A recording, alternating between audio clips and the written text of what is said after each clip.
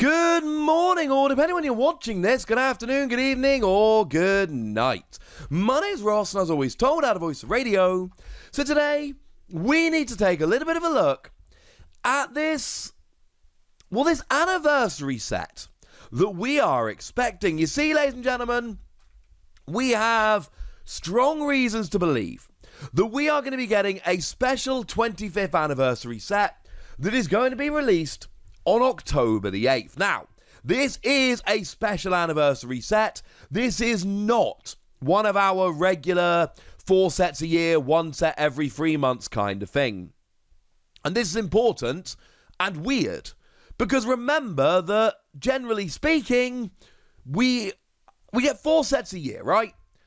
And we sometimes get extra sets, these mini sets, these extra things. But we've already had Shining Fates this year. Now, don't get me wrong, this is Pokemon's 25th anniversary. This is a biggie. Maybe. But that would be weird to get 2 extra sets in a year.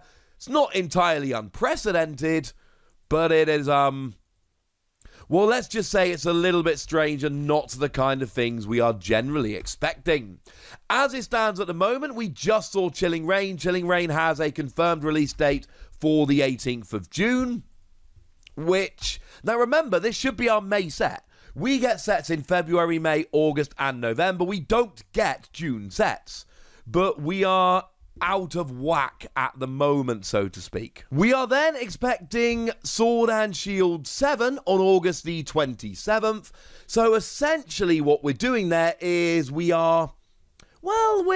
narrowing the gap. We're sorting it back out again. We should have an August set, and then we are expecting Sword and Shield 8 on November the 12th. As I've made the point in a couple of videos, you cannot have a December set. November and December are the 2 big months for shopping. You cannot release a new expansion in December. You are giving up a lot of sales if you do that. In business terms, that would be absolutely ridiculous and stupid and dumb. So there is absolutely no way a set on October the 8th is a regular Sword and Shield set. And we have seen that distributors have had this date of October the 8th. So frankly, this makes perfect sense. The other thing which is very, very interesting, if we look at these first partner packs, essentially we've got a countdown going on here. And there is one released every month, and the Kanto pack, the final pack, is being released on October the 8th. Now, maybe that is just a gigantic coincidence. Could be. Absolutely could be.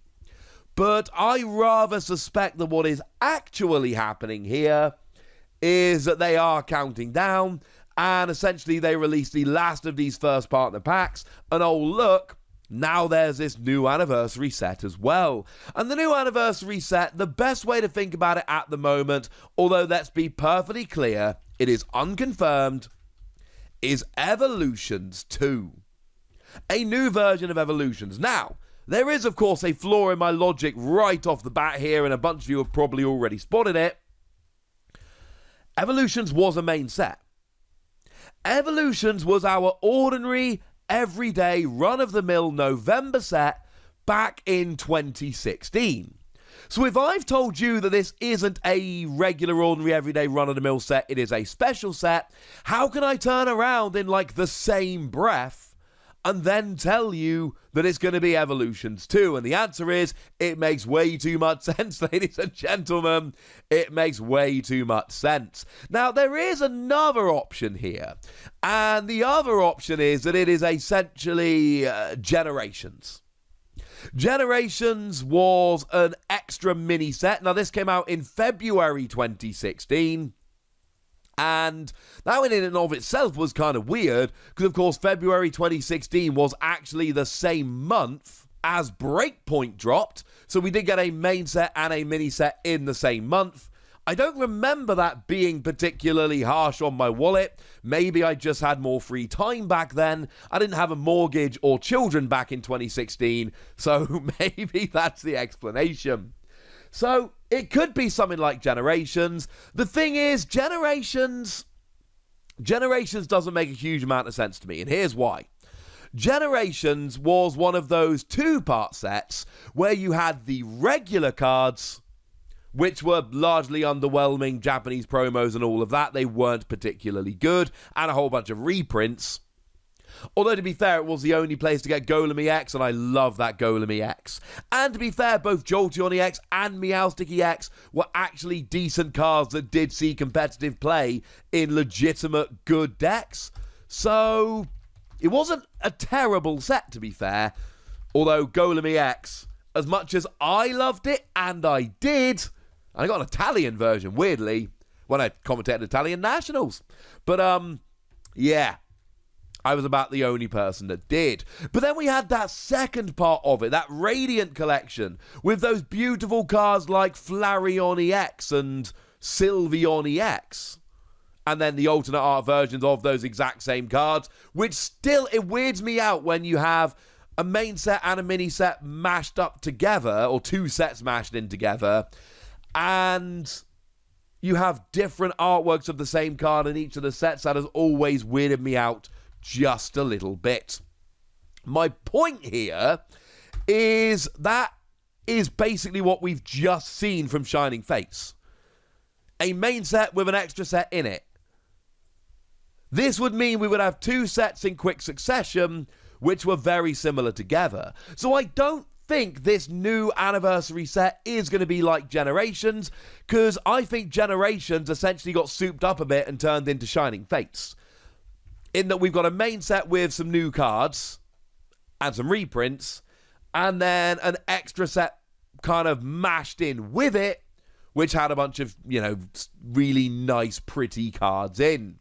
And Radiant Collection did have the Pile of Pikachu card, and who doesn't love that Pile of Pikachu card? It is just amazing. So, if it is going to be like Evolutions, what do we do?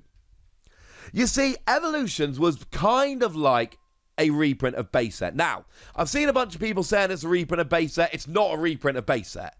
That is a fact. It is not a reprint of base set.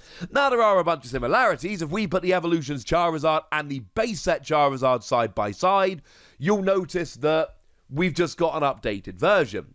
The HP has changed, and the damage has changed, and the card layout has changed. But we've got the same beautiful Mitsuhiro Arita artwork, and we've got the same kind of ability and the same kind of attack. Again, it's not perfect, they're not identical, but they're very, very similar. But we didn't get equivalents for Venusaur and Blastoise. Incidentally, right? In what world did they not... How did they do this set? How did they do Evolutions? And they did not do reprints of Blastoise and Venusaur like they did for Charizard. That seems like such an obvious win for them. That was weirded me out ever since this set dropped. So alright, we've already had that. So what are the options? Now, I have a preference. As far as I'm concerned, there are basically three options. I have a preference. My preference is for Neogenesis. Neogenesis was the first expansion that brought in Gen 2 into the Pokemon trading card game. It had the Neogenesis Lugia, which is not on the same level as the base set Charizard, but it's honestly not a million miles away. And we had things like Cleffa, and everybody loves that Cleffa. And I think this would work beautifully because we're kind of 5 years on from Evolutions, so we move into Gen 2 and have kind of a Gen 2 reprint set. The problem with this theory is people don't love Gen 2 like they love Gen 1. And it really is as simple as that. People love Gen 1. Gen 1 is super, super popular. So much more so than any other generation. And it's not like we've had a bunch of Gen 2 stuff lately. We've got Gen 4 remakes coming, but not really Gen 2. So I think Neogenesis makes sense in terms of it would be a natural evolution, and I think it would be really cool. But I do understand that not everybody is going to agree with me on that one, and I don't blame them, incidentally, because Gen 2 is not hot like Gen 1 is. Now, the other option is we basically take Jungle and Fossil, and we mash Jungle and Fossil together to make a new version of Evolutions. And on the one hand, this would be really cool. They were the second and third sets that were ever released for Pokemon, and this would be awesome. But, and I'm sorry if this ends up sounding like a controversial opinion, I don't think it should. Jungle and Fossil weren't that great.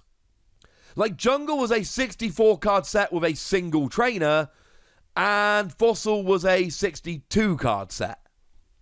And remember that even that is actually a little bit of a lie, because 15 of the cards in Fossil were holos that were reprinted as non-holos, so it's actually a 47 card set. And Jungle had 16 holos that were printed as non-holos, so it was actually a 48 card set.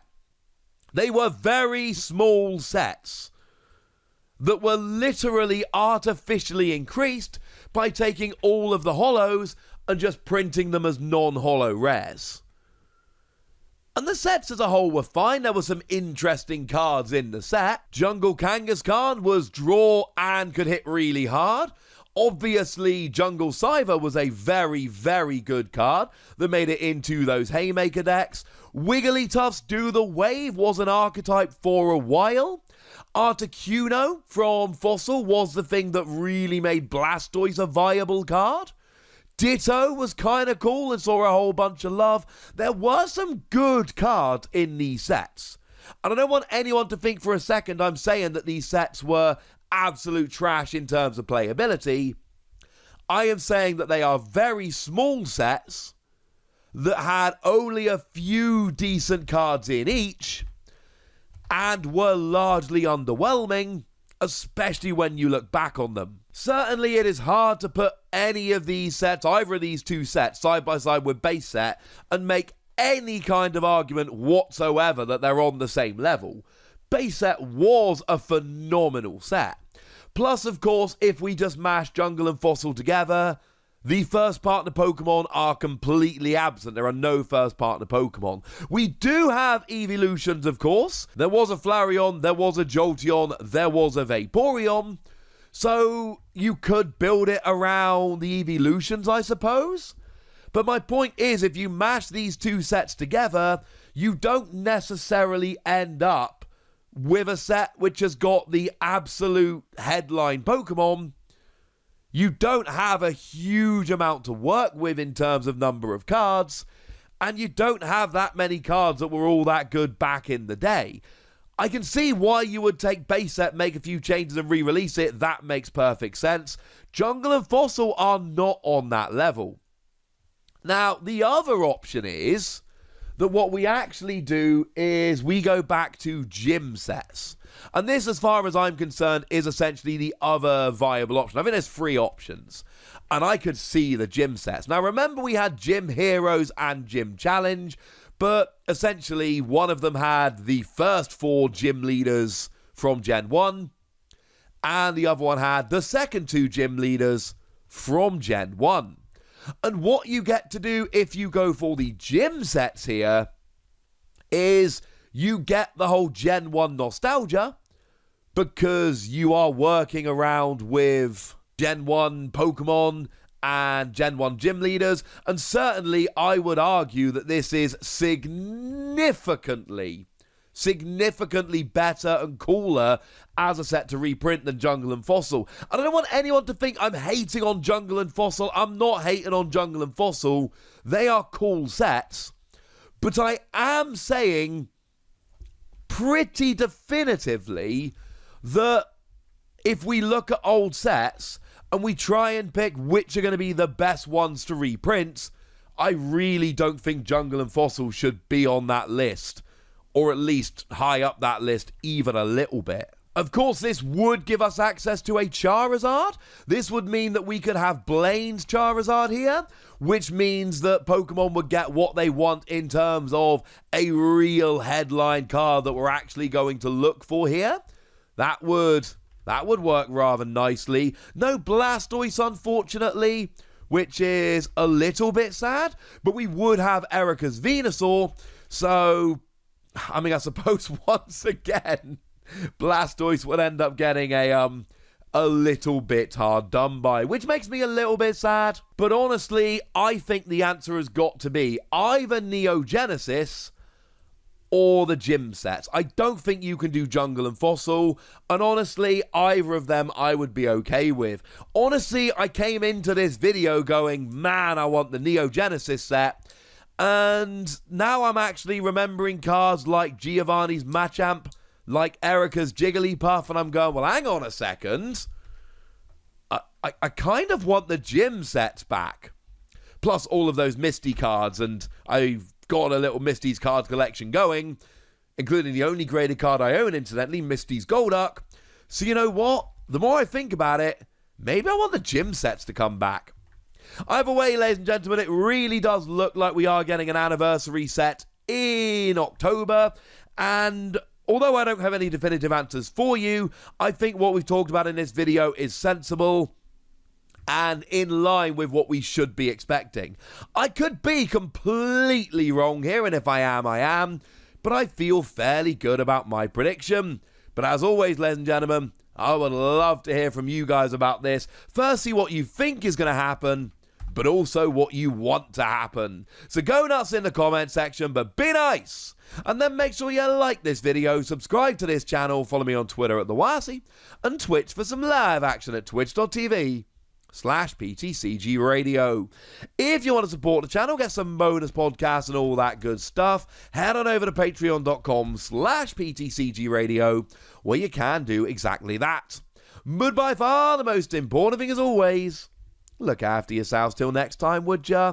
Thank you very much for watching. My name's Ross, and you've been watching PTCG Radio.